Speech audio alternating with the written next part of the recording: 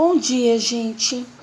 Hoje a gente vai dar início à nossa revisão trabalhando os verbos modais. Vocês sabem, a gente já estudou que os verbos modais são verbos auxiliares e tem uma função de acompanhar e complementar o verbo principal.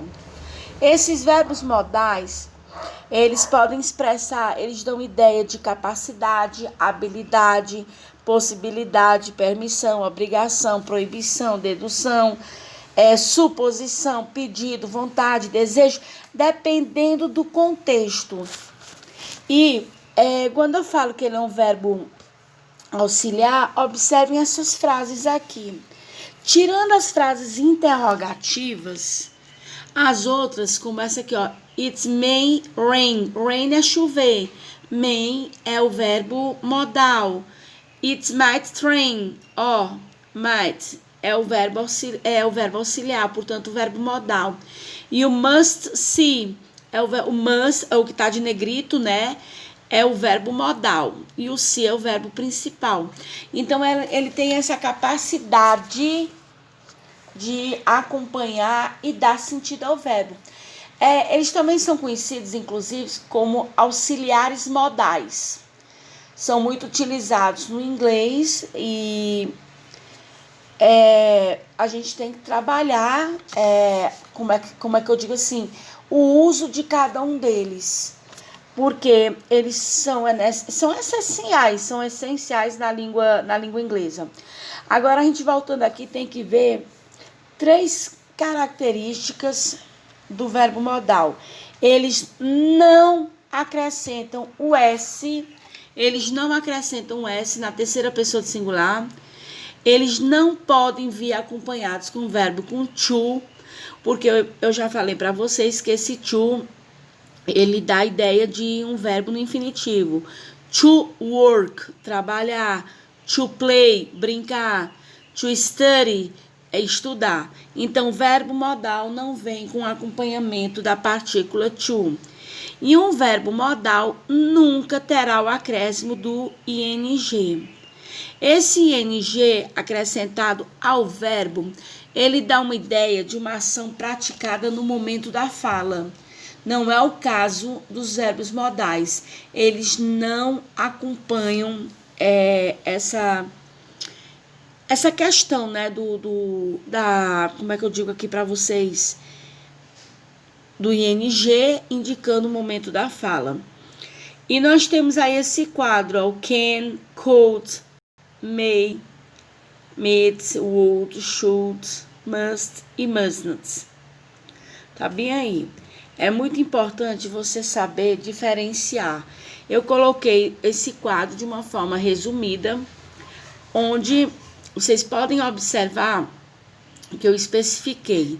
O can, por exemplo, o can vai ser sempre utilizado para indicar habilidade, possibilidade, é uma proibição.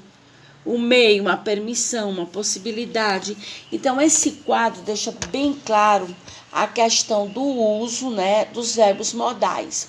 Agora, vamos lá. O verbo modal é um verbo diferente dos outros, a gente tem que dar uma ênfase maior a essa questão dessas características principais. Como eu já falei para vocês, eles não têm a partícula to. Diferente da maioria dos verbos, que na sua forma original expressa o verbo no infinitivo. Então, aprenda uma coisa, o verbo modal, ele não tem infinitivo, nem particípio, nem gerúndio. O verbo modal não tem nem infinitivo, nem particípio, nem gerúndio, certo? O verbo ought, bem aqui, ele está acompanhado do to. Vocês podem observar, só que esse to vai depois. Esse to não significa a partícula que dá a ideia do verbo no infinitivo. Esse to aí nada mais é do que ele reforça as frases negativas do ought, que é utilizado muito para dar opinião ou para uma recomendação, não é isso? Então, esse to aí só existe nesse verbo para dar uma ideia de negatividade. Apenas isso. Principalmente quando ele é utilizado junto com o not, né? Not to. Caso contrário, é uma forma normal. É a mesma coisa que o should. É a mesma coisa que o should. Ou seja, deveria, poderia. É uma possibilidade. Outra característica dos verbos modais é que, apesar de alguns verbos indicarem tempo em uma ação, como é o caso do will, que é muito utilizado para a representação do futuro, e could, que pode indicar passado, porque este could bem aqui, could, ele pode indicar passado, e o will indica futuro. Só que os verbos modais, tirando isso aí, que dá a ideia de tempo, associem uma coisa. Aprenda que os verbos modais, eles não podem ser flexionados. Eles não são flexionados. Ou seja, eles não são conjugados como os outros verbos. Certo? Outra coisa que eu gostaria que vocês aprendessem bem é a questão de que vocês devem associar esses verbos de acordo com suas necessidades. Vocês têm que identificar quando can indica uma habilidade, quando could indica uma sugestão, o may indica uma possibilidade. Então, deem uma boa estudada nesse conteúdo para que vocês não tenham dúvidas com relação aos verbos, né? Os verbos modais durante a prova. Outra coisa que eu queria ver com vocês é o seguinte. Os verbos modais, só relembrando aqui, eles não se flexionam, não é isso? Eles não estão relacionados com o tempo, tirando o could, que indica passado, e o will, que indica futuro, o restante não. Eles não têm a partícula to, que vai indicar, né, que o verbo está no infinitivo. Tá bem aqui essa observação aqui embaixo, ó. Você não precisa usar o to. E eles não têm nem infinitivo, que é o da partícula to. Eles não têm gerúndio nem particípio. Vamos lembrar aqui, outra coisa.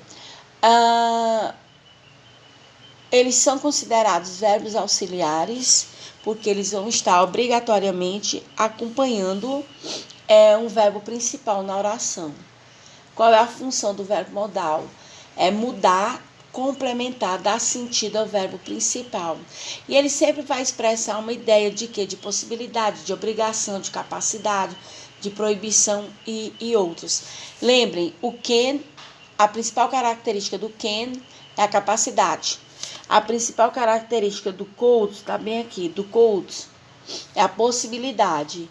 Might, probabilidade. Do may, é um pedido. Would, o outro, é um pedido também. Should, é um conselho. Must, obrigação. Então, é muito importante você fazer essa associação. Can, capacidade. Could, na sequência, né? Aqui, vamos ver na consequência. Possibilidade. May, pedido. Might, probabilidade. Would, pedido. Should, é um conselho. E o must é uma obrigação. Não esqueçam isso que eu acabei de falar para vocês, que é muito importante para a gente poder compreender bem os verbos modais. Por exemplo, se eu digo assim, my grandmother must be here later. My grandmother must be here later. Minha avó deve estar aqui mais tarde. Ela deve chegar mais tarde. My grandmother, minha avó. Be here later. É estar aqui mais tarde. Então, para dar esse sentido ao verbo be, que é o verbo principal, eu coloquei o must, que dá a ideia de que deve, minha avó deve estar aqui mais tarde.